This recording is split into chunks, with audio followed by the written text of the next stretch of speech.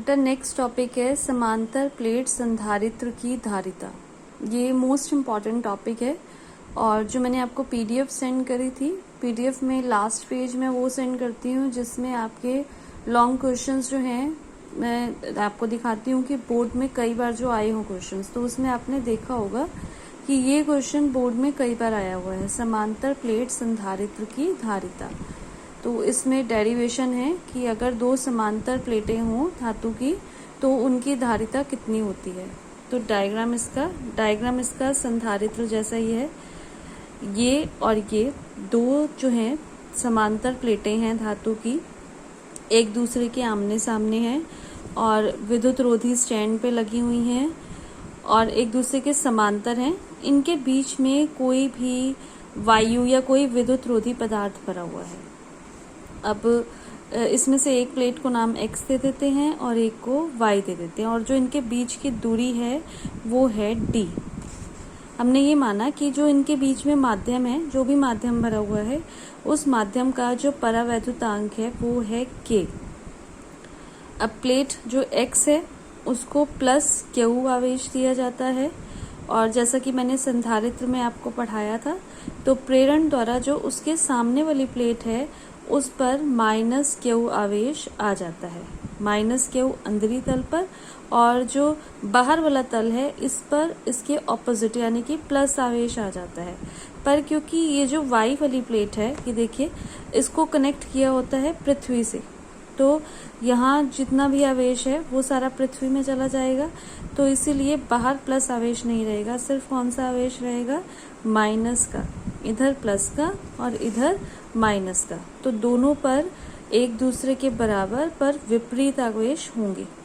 x से जो हैं बल रेखाएं चलेंगी और y पर आकर पहुंचेंगी और जो विद्युत क्षेत्र होता है इन आवेशों के कारण, वो विद्युत क्षेत्र सभी जगहों पर एक समान होगा, बीच में बस किनारों पर अलग होगा, अदरवाइज सारा यहाँ x सिरे से चलेगा और y सिरे पर पहुंचेगा।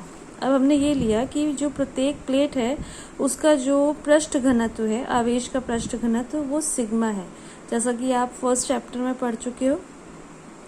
और हमें पता है कि जो विद्युत क्षेत्र की तीव्रता होती है, विद्युत क्षेत्र की तीव्रता कितनी होती है, सिग्मा अपॉन एप्सिलॉन 0।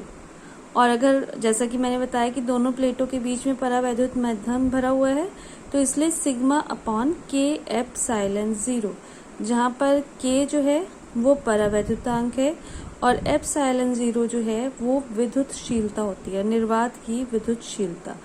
अब इसका डेरिवेशन देखते हैं।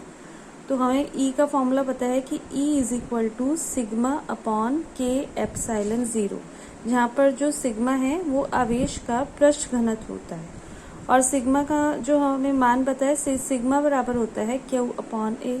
इस सिग्मा का मान हम यहाँ पर रख देंगे, तो E is equal to Q upon K epsilon 0 A।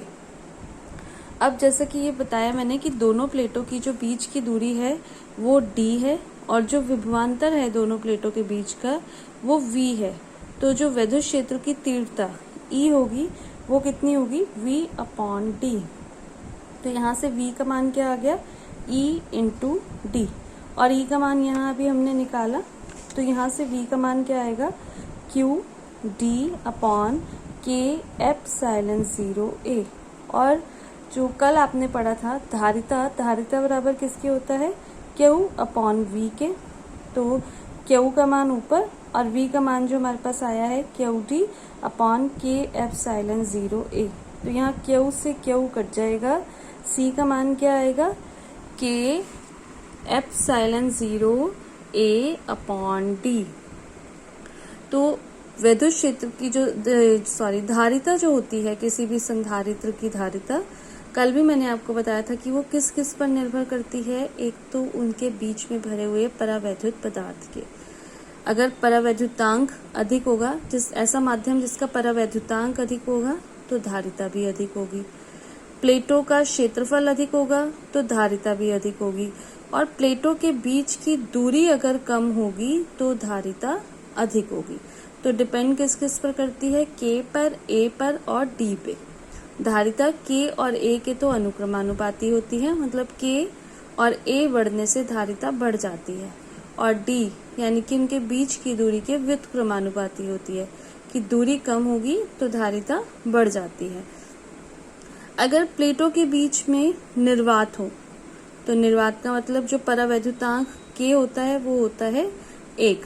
तो जो समांतर प्लेट संधारित्र है उसकी धारिता कितनी हो जाएगी, C0। निर्वात के लिए हम 0 से रिप्रेजेंट करेंगे।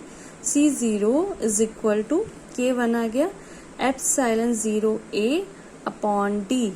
तो C, ये C अपॉन C0 जो है वो किसके इक्वल आ जाएगा, K के। यहाँ से हम C को ये भी लिख सकते हैं KC0।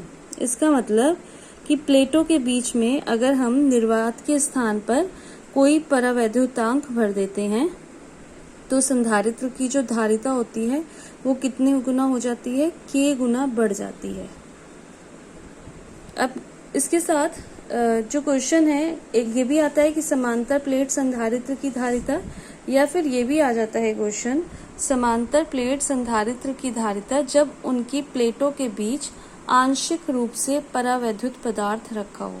तो ये दोनों डेरिवेशन इंपॉर्टेंट है। अब दूसरा डेरिवेशन मैं आपको समझाती हूँ। यहाँ पर भी सेम उसी तरीके से है कि x और y जो हैं दो धातु की प्लेटें हैं, एक दूसरे के समांतर हैं, इनके बीच की दूरी d है और दोनों जो प्लेटें हैं इनका जो क्षेत्रफल है वो a है। अब हमने ये माना कि ये जो संधारित्र है, इनकी जो दो प्लेटें हैं इनके बीच में कोई परावैद्युत पदार्थ जैसे कोई कांच की पट्टी जो है वो हमने रख दी, और ये जो कांच की पट्टी है इसकी मोटाई T, ऐसी कांच की पट्टी रखी जिसकी मोटाई T और परावैद्युतांक K है।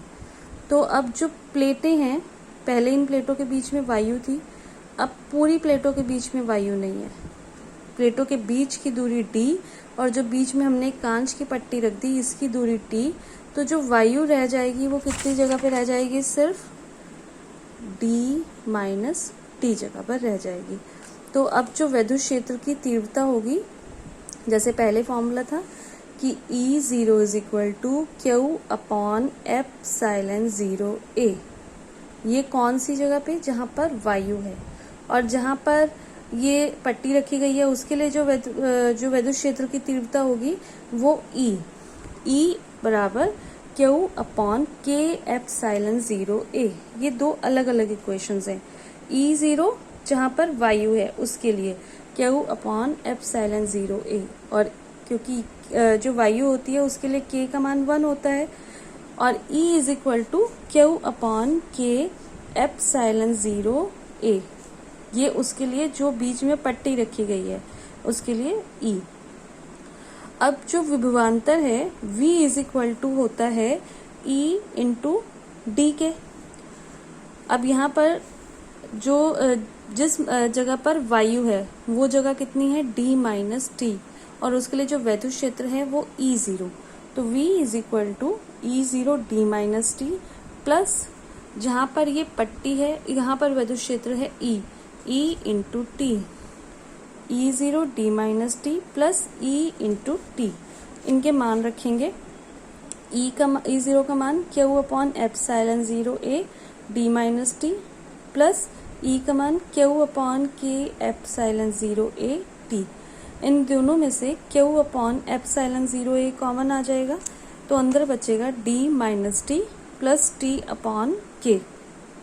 तो धारिता का जो मान आएगा C is equal to Q upon V, Q फॉर्मूले का और V का मान जो है हम ये वाला रख देंगे। ये Q से Q कैंसिल आउट हो गया, एप्सिलॉन 0A जो है वो ऊपर जाएगा, epsilon 0A D minus T plus T upon K। तो ये दो रिजल्ट हैं इम्पॉर्टेंट। एक तो वो जब समांतर प्लेट संधारित्र के बीच में कोई निर्वात या कोई परावैद्युत माध्यम रखा हो, और एक वो जब जो आंशिक रूप से कोई परावैद्युत पदार्थ रखा गया हो। अब इसके कुछ डिफरेंट केसेस हैं एज रिजल्ट के बेसिस। तो सबसे पहला केस ये है कि यदि प्लेटों के बीच में पूरे स्थान में ही परावैद्युत पदार्थ भरा हो तो T और D बराबर हो जाएंगे, मतलब वो जो बीच में अलग से पट्टी रखी गई है वो नहीं रखी जाएगी। तो धारिता क्या हो जाएगी, D माइनस T था फॉर्मूले में, तो d माइनस डी हो जाएगा, 0 प्लस डी अपॉन के, ये k ऊपर जाएगा तो c इज इक्वल टू के एप्सिलॉन 0 a अपॉन डी, जैसा कि हमारे फर्स्ट डेरिवेशन में रिजल्ट आया। नेक्स्ट, यदि प्लेटों के बीच में पूरे स्थान में निर्वात या वायु हो तो t इज इक्वल टू क्या हो जाएगा, 0। तो संधारित्र की धारिता c is equal to epsilon 0 a upon D. उसके बाद यदि प्लेटों के बीच में t मोटाई की धातु की पट्टी हो तो k is equal to infinity, तो संधारित्र की धारिता c is equal to epsilon 0 a d minus T. अगर प्लेटों के बीच में बहुत सारी पट्टियां रखी हों जिनकी मोटाइयां T1, T2, T3 हों, तो जो फॉर्मूला है हमारे पास, सिर्फ जहाँ पर d माइनस टी था वहाँ और जितनी पट्टियां रखी होंगी उन सबको माइनस कर दिया जाएगा। और यहाँ पर जैसे d अपॉन के आ रहा था तो यहाँ पर T1 upon K1 plus T2 upon K2, तो इस तरीके से ये फॉर्मूला आ जाएगा। ये दोनों टॉपिक्स इम्पॉर्टेंट हैं।